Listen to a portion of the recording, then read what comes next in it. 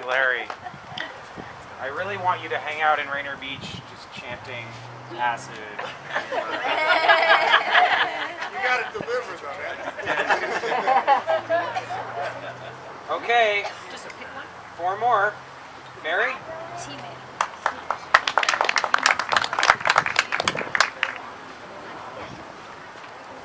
If I weren't here, I'd be home with my chickens too.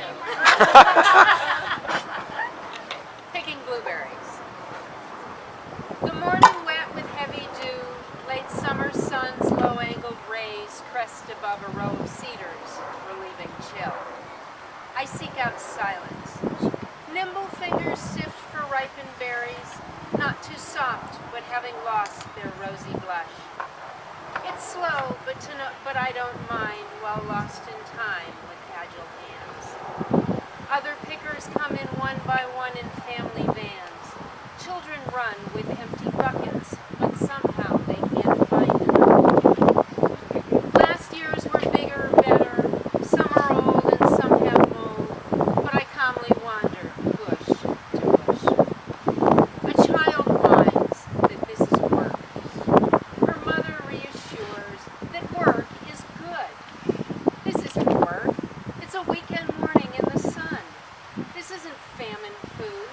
No one is eating bark or holding hungry children in the dark. Berries warm and juicy, sweet with melted butter, buckwheat flour, maple syrup, Sunday morning pancake breakfast.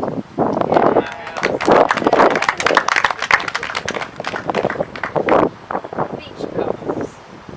I slide into the cool current, kick, feel my fish limbs move, dive, breathe 1,000 breaths.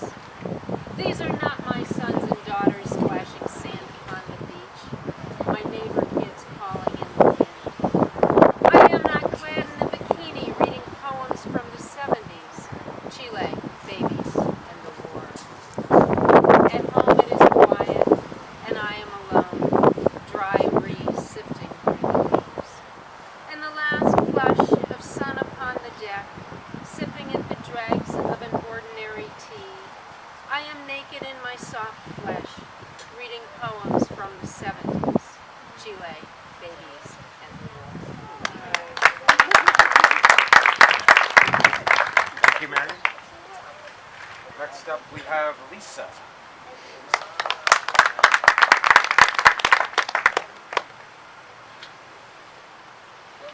Hi, I have two very short poems. The first one's called Eat. Love seems to be of strawberry, wild, yield, fallen apples, their skins, broken, browning. Sing the language of wheat, white cabbage, tomatoes, lazy, wine, trumpet corn stalks, summer's alchemy. Whisper the too sweet peach juice that tumbles down your chin, wine grapes spoiling, plucked too soon. And the second one is appropriately called Solstice. Blue River, summer blazes deep, gray sky calls, bitter echo.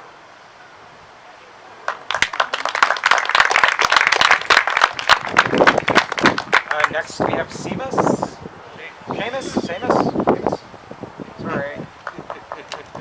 Never had to introduce the name as such. All right. Well, there's a beach poem. This is from my cousin. Saw him about 3 weeks ago. He moved just west of Victoria from Vancouver. There's a little place called China Beach, and I walked down. About 12 people, about 2 miles of beach. Anyway, there was a little kid about this size playing in a little rivulet coming down. And it just struck me how much I had learned playing at the beach. Yes, my son, the beach has much to teach you. And the river knows before the sea. The water doesn't seem so cold now on your bare pink feet, exploring the difference between fresh and salt, sand and mud, wind and air. Let the sun bleach your hair, fill your senses and share your gift of childhood with all of nature and earth.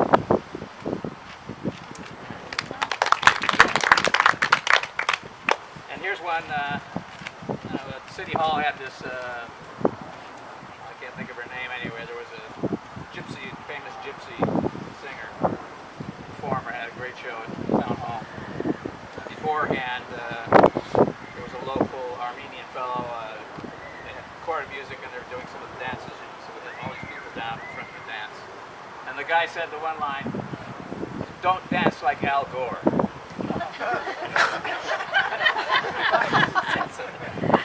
Okay, that's pretty much what we say. So that's here's a poem for Al. Don't dance like Al Gore. Dance loose and free, not stiff and jerky.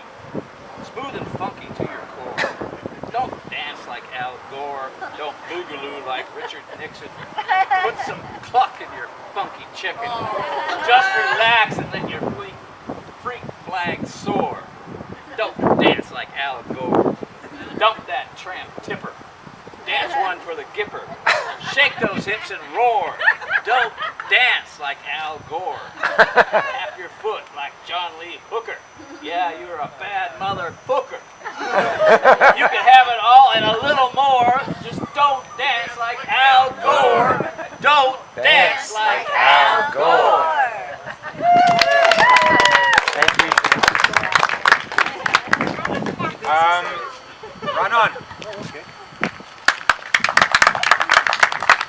Also, everyone should look at the sky kind before of you outrageous. miss it. Whoa. It's very nice.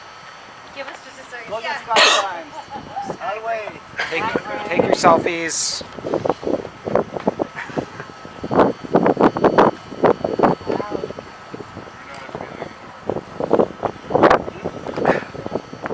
That's a pretty good shot. Would we even know if he was here?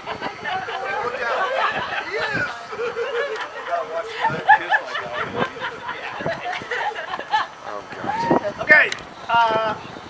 Some people mentioned here the summer of 1967. That summer of love started when I was an 8-year-old boy in the morning of June 5th with a siren in the morning.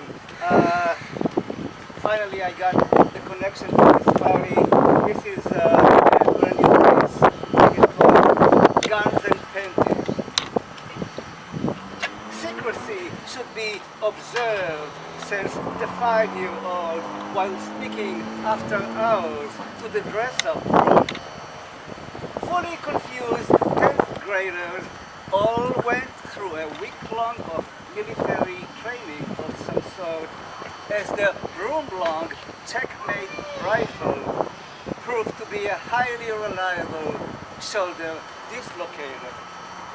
The M16 remained silent 4 years later when the dogs charged the still confused officer cadet who screamed in horror to scare all involved. In yet another chapter in this lifelong solo navigation on a cold and cloudy, moonless desert night.